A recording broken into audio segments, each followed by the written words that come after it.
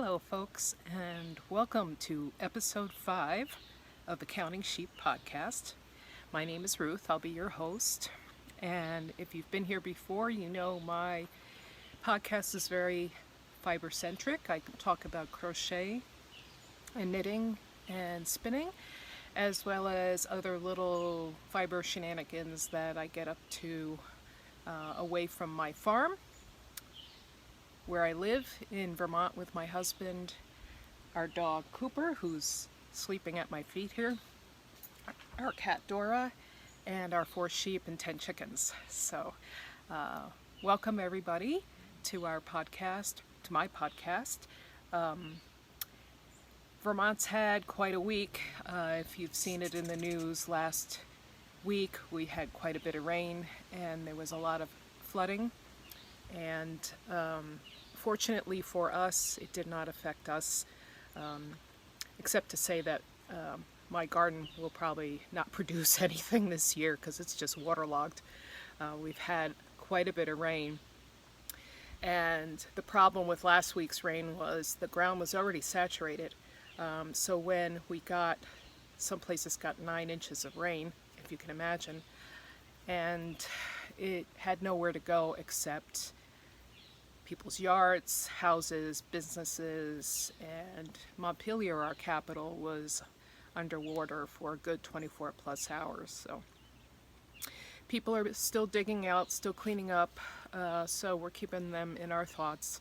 And we're Vermont strong here, so we saw similar issues when Tropical Storm Irene came through, which was also quite devastating to the state. So the governor has issued all sorts of emergency declarations, and so there will be hopefully some money forthcoming for the cleanup. So yeah, and speaking of the weather, today I'm outside again, and I don't believe it's going to rain, although it's quite humid. That seems to be the pattern that we're in here in Vermont. It either rains continually or it stops and it becomes quite humid and muggy and buggy. So yeah, so that's kind of where we're at here in Vermont. But you didn't tune in to find out what the weather was like, so I'm going to move along. I already told you about my garden. We have gotten some green beans out of it so far, and I'll probably get some garlic, some good garlic out of it. And we'll see. Stay tuned for that. Alright, I'm going to get on to the fiber content, and like always I start with the crochet. And what's very exciting is I did show you last time my Aurora vest. This is a pattern by Sandra Gutierrez from Nomad Stitches, and I showed it finished up, but it wasn't blocked and the ties were not put on yet. So I want to show you the blocked version. That's the front with the ties, and then here is the back.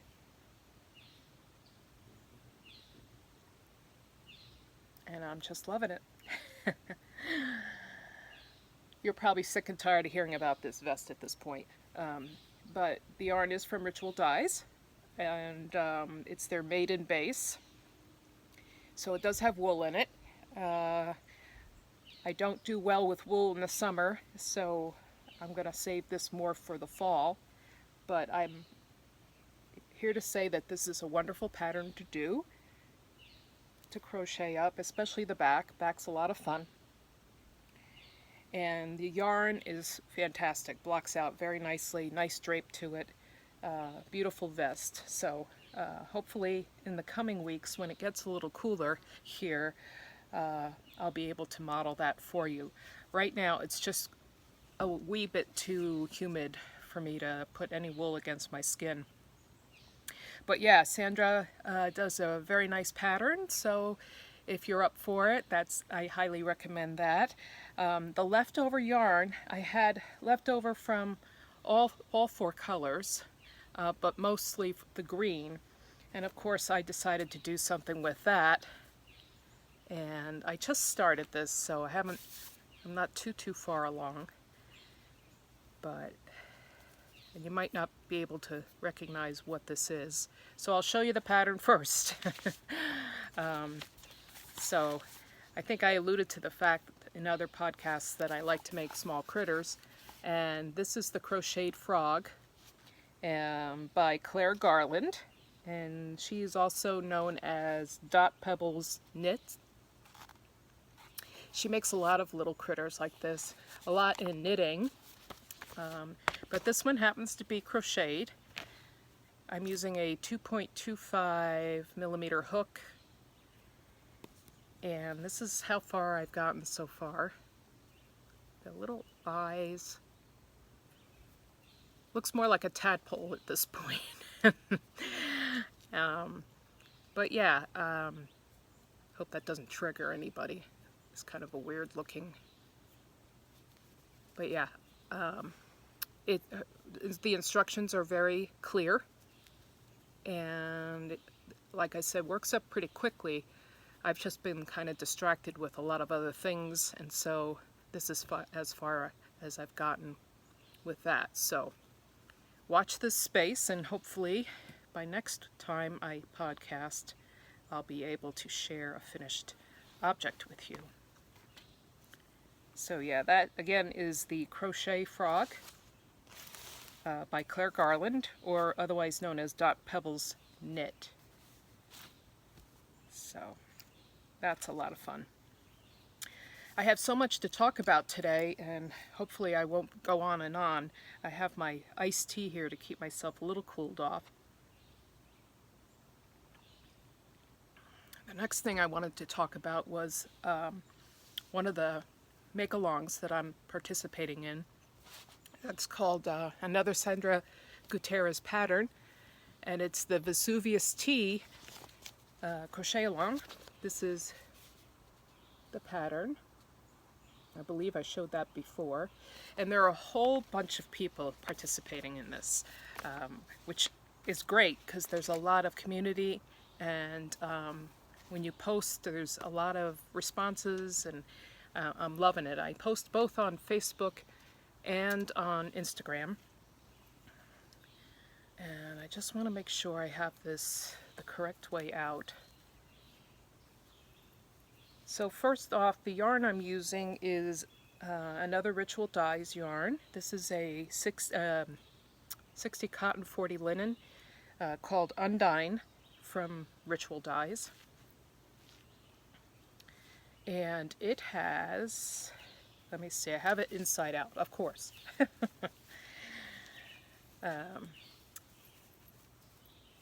So with this crochet along, Sandra gives you a whole bunch of timing on it so that you can get the actual tea done by the end of July. So she's kind of divided it up in sections, and as you can see, for me, I have gotten down to the body here, if I can just get to where I want it to be. So that's the front. This colorway, by the way, is called Dragonfruit,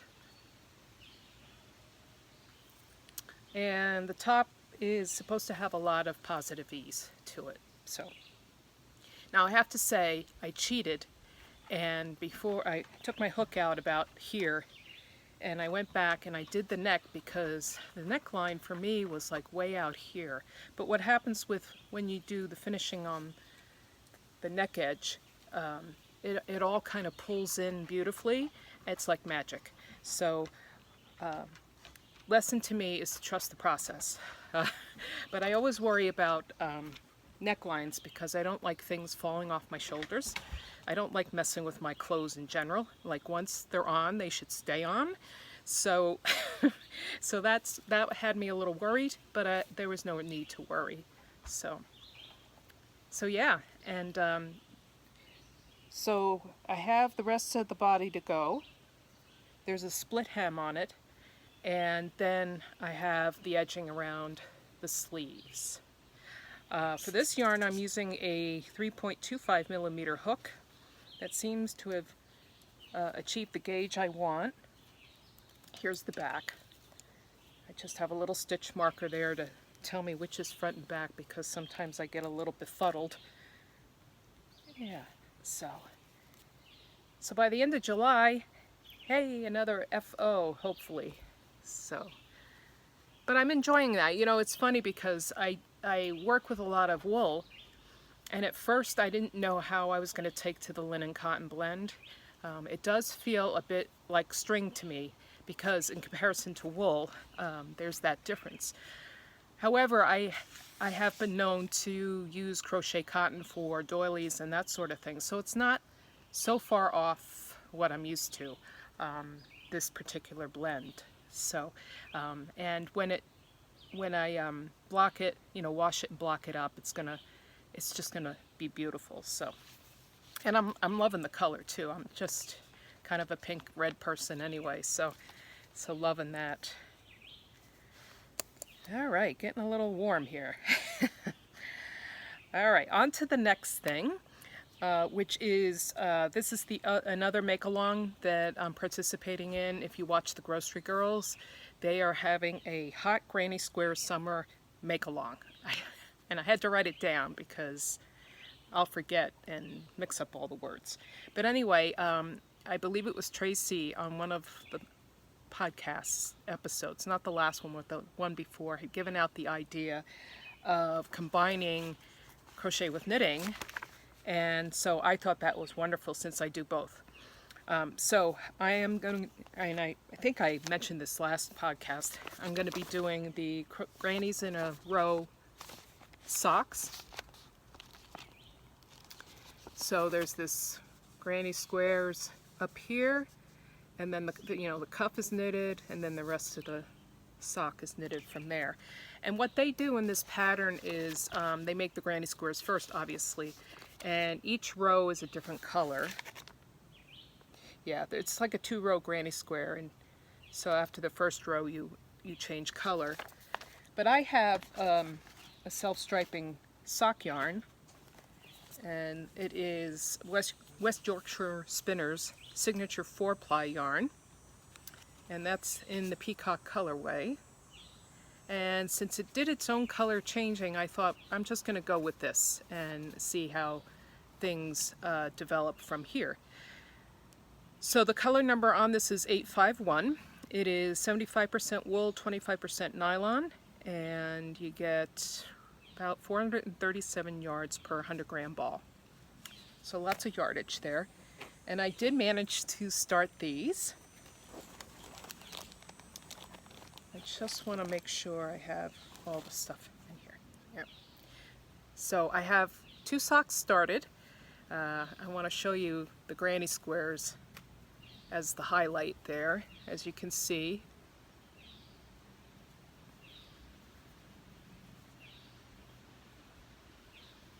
So not exactly a 1 color per round granny square, but I still like it because it's a granny square and it's variegated and the color does change. So, and then this is the other one. So I've got cuff. I think these are going to be shorties because I prefer shorty socks. They might come up to about ankle boot words. Ankle boot length, so that I can put them on with my boots in the fall and winter. But yeah, so what's left to do? Start picking up stitches around here, and then I'm probably going to do maybe 1 or 2 rows and then go right into the heel. So these are incredibly fun, and I'm just enjoying it so much. So yeah, another one to stay tuned to. I am using small needles on this. I think they are size 0, because I tend to be very loose in my knitting. No, I misspoke. They are US 1s. Yeah, so yeah, stay tuned.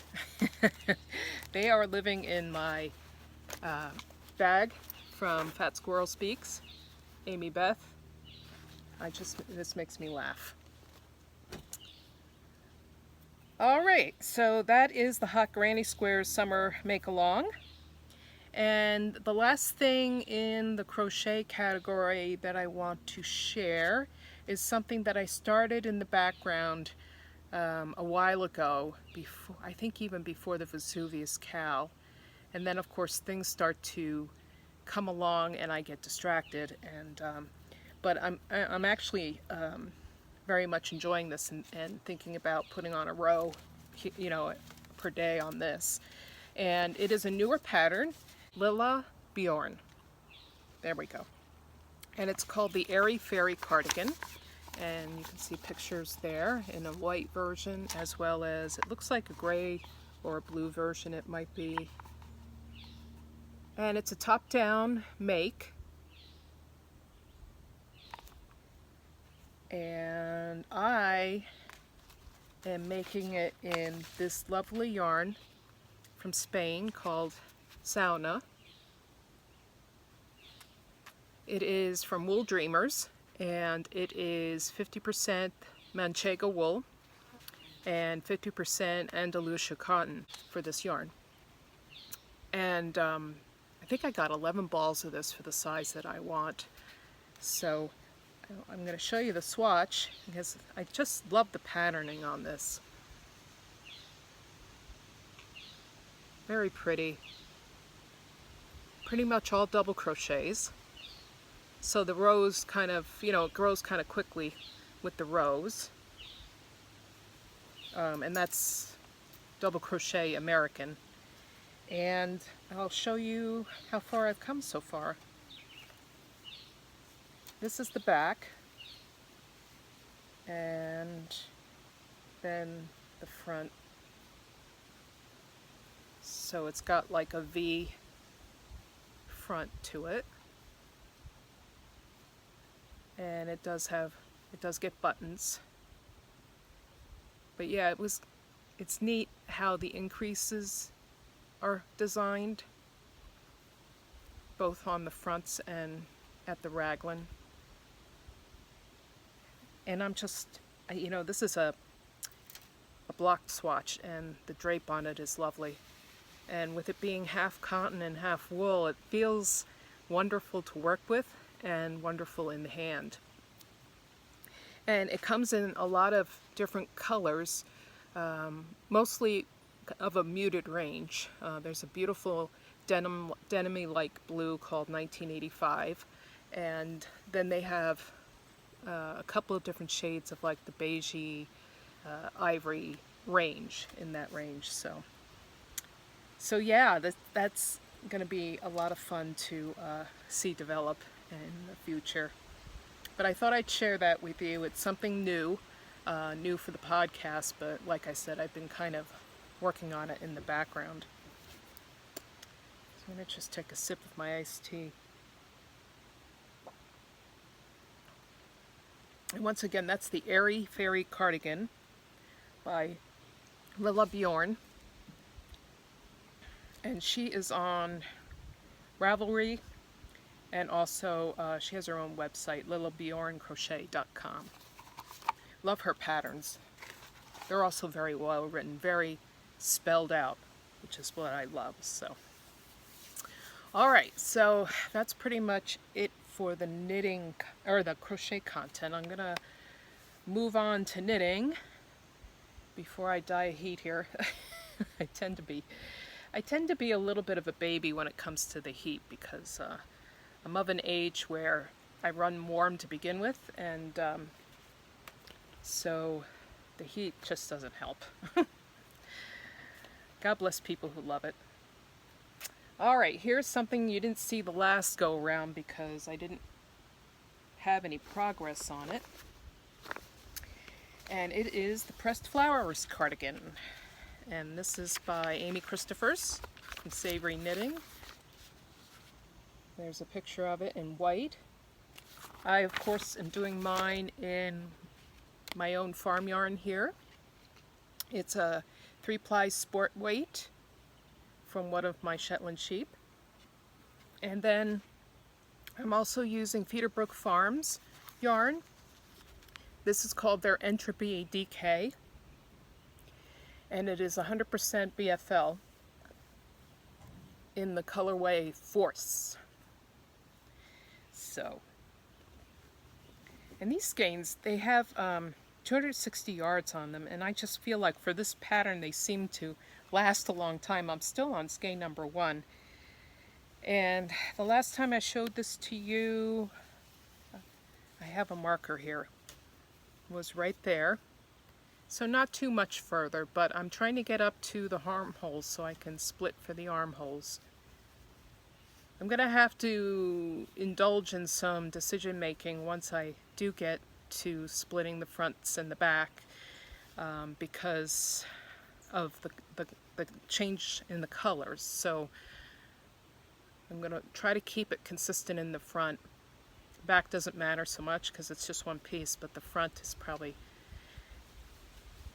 going to be more obvious if one color is different from the other color on the other side. So, but yeah, still loving it.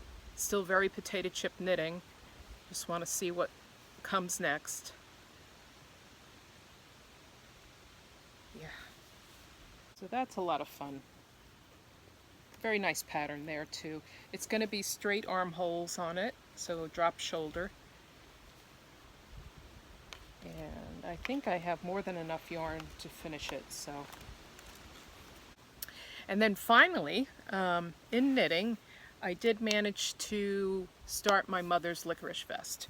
So if you've been here, you know I've been kind of dragging my heels because there were decisions that needed to be made about color and that sort of thing, and my mom told me she'd be happy with the white BFL handspun that I have. So anyway, this is the licorice cardigan, licorice vest rather, cardigan. I have cardigan on the brain. So that's the vest. As you can see, some really nice easygoing cables, some lace in the center panel, work top down, very clear pattern. I'm just looking for another view here. She always has 2 or 3 views that give you a little bit more detail as to what's going on. Yeah. So yeah, and good charts. I like following charts. This is my handspun, my BFL, and these are the lamb's fleeces that I got processed into roving. And this is how it's looking right now. It's probably not going to show up all that well because I haven't gotten all that far. Needles are getting stuck in my table. Lovely. Alright, so let me just show how the back is going. This is top down, and that's how it looks. It's a nice open, airy, and like I said, I've made this before. I made this for myself from another fleece that I processed myself from one of my sheep, and I'll have to dig that out soon and show them side by side. The other one, the one that I made for myself, came from the sheep's very first year fleece. So very soft, but also very variegated. I find that the fleeces, aside from the white ones, change from year to year. The coloring changes just ever so slightly, or the variegation will change. And the variegation in that fleece for the first year was just gorgeous. So I wanted to keep and maintain that kind of variegation, so that's why I processed the fleece myself by hand. Because if you send it off to the mill, they'll just kind of mix it all together, and then it becomes more homogeneous. And I wanted to have all those little bits and pieces that make it look so characteristic of a handspun fleece. But anyway, so that is the licorice vest for my mom. And like I said, I just getting started with it, so I will keep you updated. This is a rather large needle that it's done on, I believe this is a US 10 or 11, but they're the cubics needles, which I find really fun to work with. They tend to keep the gauge much smoother, although you can't tell with the handspun yarn. It's just very organic, I find. So yeah, we'll stay tuned on that vest. That's a lot of fun. And that's it for knitting. I'm just gonna go real briefly into spinning because I have been doing tour de fleece, and I have to say for the first year I am relatively keeping up with everything. Save for one day when I came home after a day out and it was a long day and it was late and I just didn't feel like, you know, cracking the wheel out and spinning some fiber. But I have made up for it because maybe the next day I'll add a half an hour of time, or the next day. And my goal was just to spin a little every day to try and get, you know, to keep that mojo going. I think I shared with you several times this classy squid fiber company, Tweedy yarn in the Cosmic colorway. So it has wool in it, yeah, 80% South American wool and 20% bamboo. And the flecks are what the bamboo turns out to be when you spin it. So I have 2 skeins of this. Let me just grab another one here. And it's a pretty bulky yarn. And then I have 1 bobbin to ply up yet. This is the singles, and I will chain ply it, just like I did the other 2, into this bulky weight yarn. And then we'll see where we go from here. So I'm still undecided as to what to do with this, so we'll see. But yeah, so that's my classy squid Cosmic fiber. The other thing I've been working on is something from John Arbin Textile Mill, and they are in the UK. And I went crazy maybe a year ago and bought what was left of the Woolly Thistles roving in this one colorway from John Arbin, and it's called Canta di Asana. It's 100% Corriedale, and they had 4 bags of 100 grams each. And so I bought all 4 bags thinking, I don't know what I'm going to do with this, but I'm going to spin it. And because I love the color. So let me just show you. This is the information.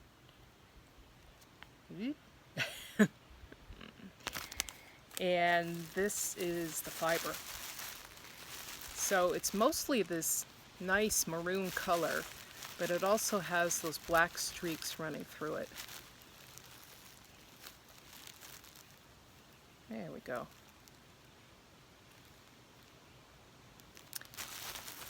And I managed to spin up two bags so far. This is what I've been mostly concentrating on this week during Tour de Fleece. So this is 1 bobbin's worth.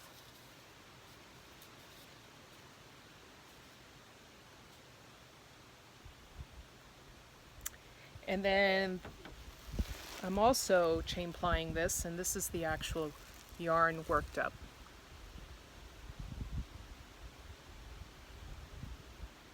So yeah, I'm liking this. Once again, I don't have much of a plan for the yarn. I'd like to see how much I get actually, you know, yardage wise, and then go from there. But lots of fun. It feels very nice. It's a Corriedale. It's a nice sheep, and the dye job is just wonderful. So, especially since they maintained that the black was maintained in the dyeing. So yeah, that's the other spinning thing that I'm concentrating on. And then this kind of goes over into shenanigans. I last weekend, not this past weekend, today's Monday, so not yesterday, but the weekend before Sunday, I visited Six Loose Ladies, which is one of my local yarn shops here in Vermont. They have monthly, on the second Sunday of every month, a spinning gathering, and they call it Odd Bobbin Spinners, and I try to get there when I can. And I decided that since they were also having a trunk show last Sunday, I wanted to check that out as well. So I kind of had two goals in mind. I brought my John Arbin down with me so that I could spin that along with the ladies. And then also there was this trunk show. And the trunk show was by Dirty Girl Yarns. So both of these that I bought are Rambouillet. It's a type of sheep. They were 4 ounces each. The first color that attracted me was this lemon yellow. And here's her information. She is in southern Vermont. Her name is Heidi Forge, and it's dirtygirlyarns.com.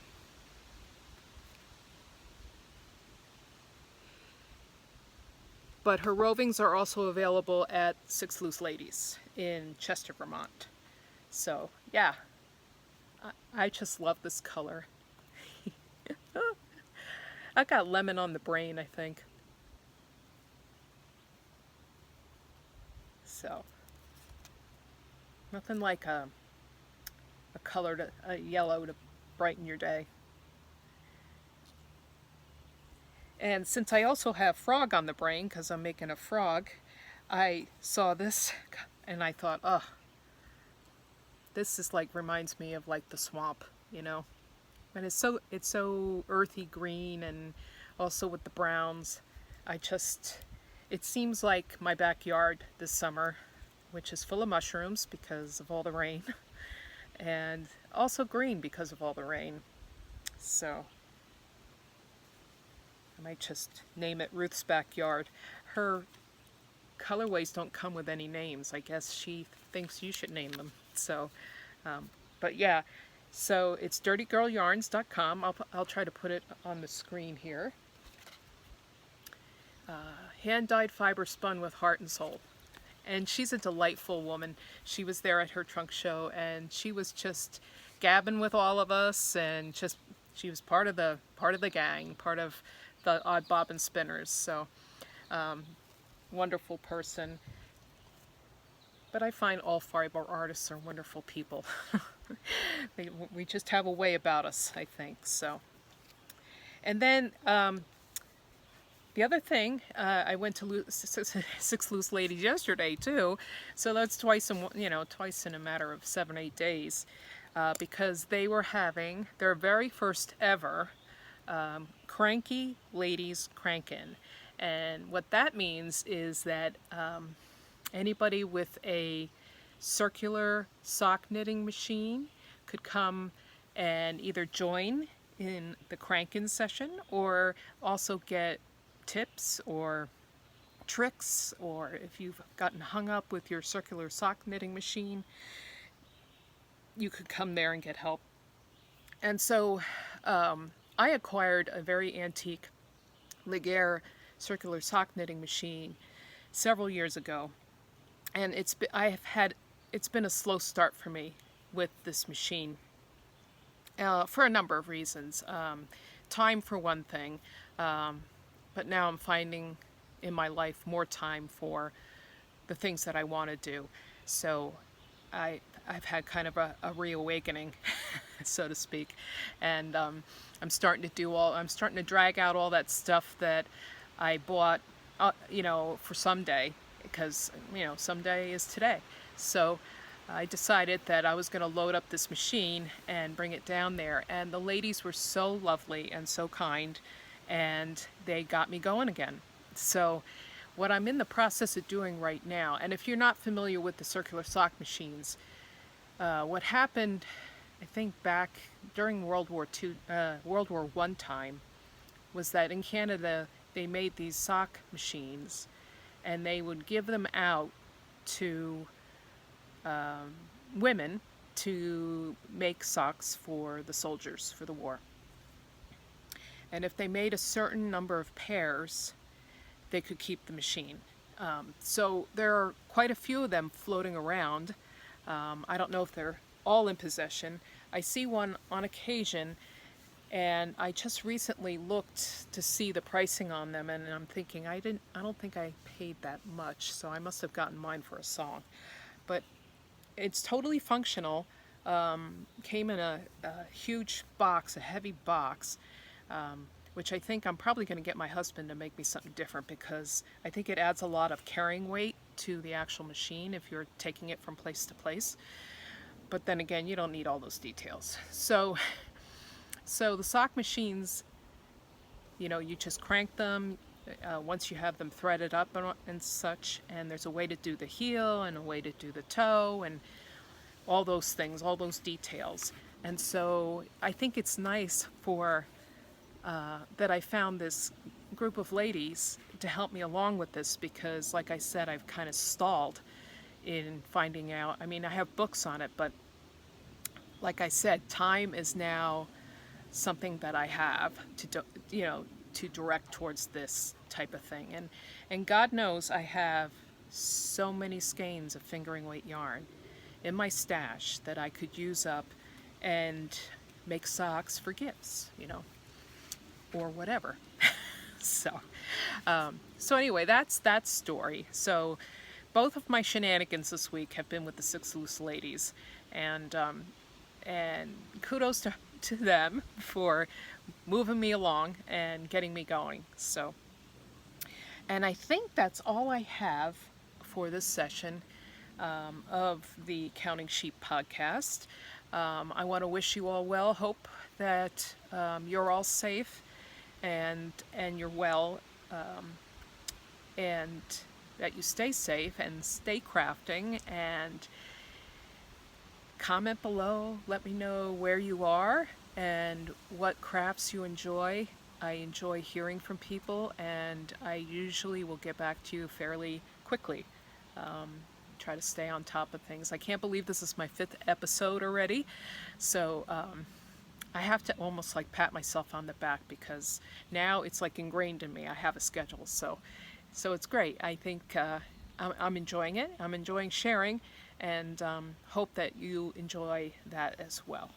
So until next time, like I said, stay safe, stay well, and keep crafting. Take care now. Bye-bye.